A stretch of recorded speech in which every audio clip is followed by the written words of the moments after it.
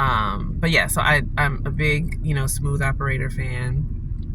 Love his singing. And yes, it was funny to see the drivers come back.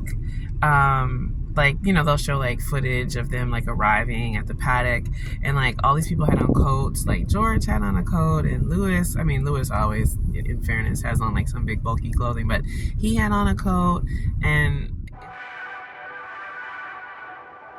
hey good people, it's Kia coming back at ya. I just wanted to do a quick catch up on the Dutch Grand Prix, and the baby is asleep in the back of the car because we just got back from music class. So I was like, now's a good time to do it very quickly. So I needed that little break. You would think that I was an F1 driver. I was so glad to not have to make any F1 videos. Not that I don't like making them, but I was just glad for a break because I'm doing 50 million other things at once. Yes, it was funny to see the drivers come back.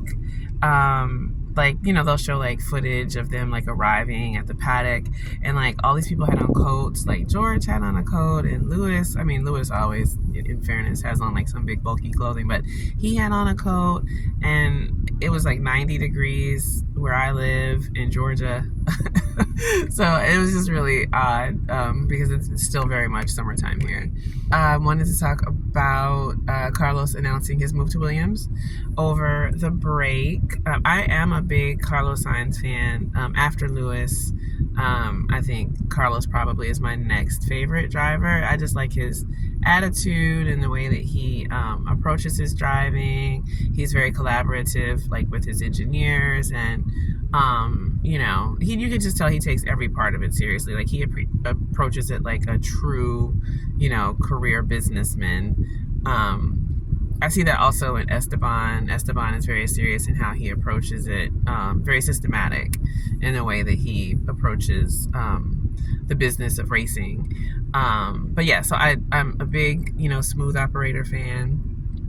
Love his singing, and I hope that the Williams move is a good one. I was a little apprehensive because I feel like every week Williams is like, oh, we're bringing an upgrade every week this year, and then every week you can't really tell because like Logan is usually like a non-issue, and I say that sadly as an American. And then Alex, sometimes will have good showings, but you still can't really tell because of the car. But this last week, we did see that Alex was up in the top 10, and they were disqualified for whatever reason with the floor of the car. But hopefully we can see at the next race really what these upgrades are bringing, because if Williams can be in the top 10, then this really could be a good move for Carlos, and good on him. It seems like he has a really good relationship with James Fowles, who is team principal, and he seems like such a nice and respectful person. Like I've seen a lot of podcasts with Logan and Alex and James just seems like even when things are going badly, he's one of those personalities that doesn't lose his cool. Like he knows how to rein in those emotions and channel it into something that's useful. And I think that's a good thing to have, in a team leader. So this could be really great for Carlos. I hope it is really great for Carlos, because I know it was a sad thing for him to get, replaced by Lewis. But Carlos he looks like a Ferrari driver. He walks around in his red suit with his hair and everything. Like he looks like a Ferrari driver. So that was sad for him. And I know he, likes being there. So hopefully Williams will be great for him. We'll see what the next year brings for him. The practices, I didn't watch all the practices. I did see Logan, I think, crash out in P3. At this point, why are you crashing? You already know you're going to be replaced. I think he knows where he's going. I heard rumors that Logan was going to IndyCar. You kept crashing in P3 and the whole car set on fire. Again, I say this sadly as an American. I wish that, if there is going to be an American driver in Formula One, that there just would be a better showing. And hopefully there will one day in the future. Who knows? We'll see. Lewis was out early in qualifying. I don't know what that was about. He had a great drive though. So, from where was he, P15? he had some good overtakes. He was doing his good driving. So kudos to him. And also kudos to Carlos. Carlos was able to do some good driving and get some overtakes and just, end up in a better position than where they started, and getting into the point. So good on both of them. I did notice, I watched like the F1 pre-show, post-show, and the hosts were talking about this new rule with the FIA where you can't have asymmetrical brakes anymore. And they were talking about it in relation to Red Bull. And there was like some knowing glances between the hosts. So I don't know what that means, if they were trying to insinuate that Red Bull has had an unfair advantage with asymmetrical brakes. I mean, they were very clear to say that there were no rules against it previously, but now there's a rule against it. And what I got from the knowing glances back and forth was that they were insinuating that this had given Red Bull some sort of advantage previously that they now would no longer have, and they just would not be like the best, fastest, easiest to drive car on the track. Y'all know I'm a newbie, so y'all let me know if I'm, reading too deeply into this, what I saw. But that's what I got from that little conversation.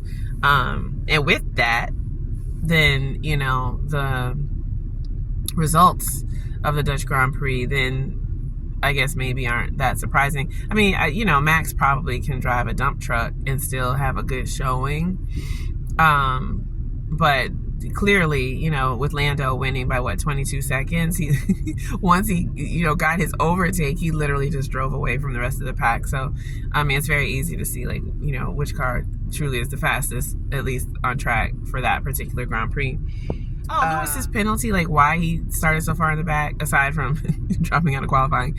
The whole thing where they said that he was impeding Sergio Perez, but when you look at it from, and y'all tell me, when you look at it from Lewis's point of view, his camera, there wasn't really anywhere for him to go on the left side unless he was to drive on the grass, essentially. So, I don't, that's kind of weird. And this is weird to me, when you are trying to get your flying lap and it's all these people on the track. I know, you're supposed to get over, really, and be, on the left, but it did look like he was on the left. So, y'all, y'all hop in the comments and let me know what I'm missing about that and why he got that penalty. Congratulations, like I said, to Charles. He got a podium, right? So he was P3. Yay, Charles. We like Charles, at least for now.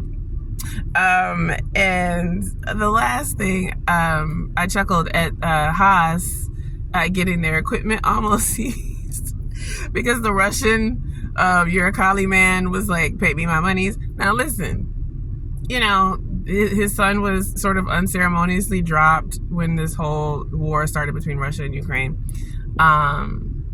And that was not fair to him, right? What does he have to do with a war between Russia and Ukraine? He's just trying to live out his F1 dreams. And when you cut the man's son, you knew that the money was conditional upon this man's son being able to race. So the fact that they were holding this man's money, the war's been going on, 2 years now? Haas.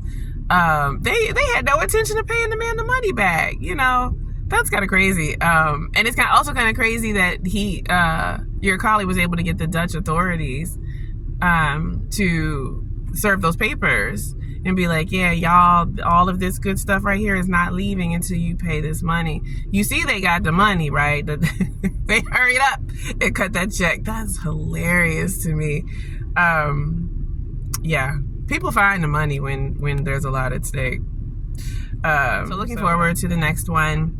I hope you all are well, and I will catch you on the next one. Peace.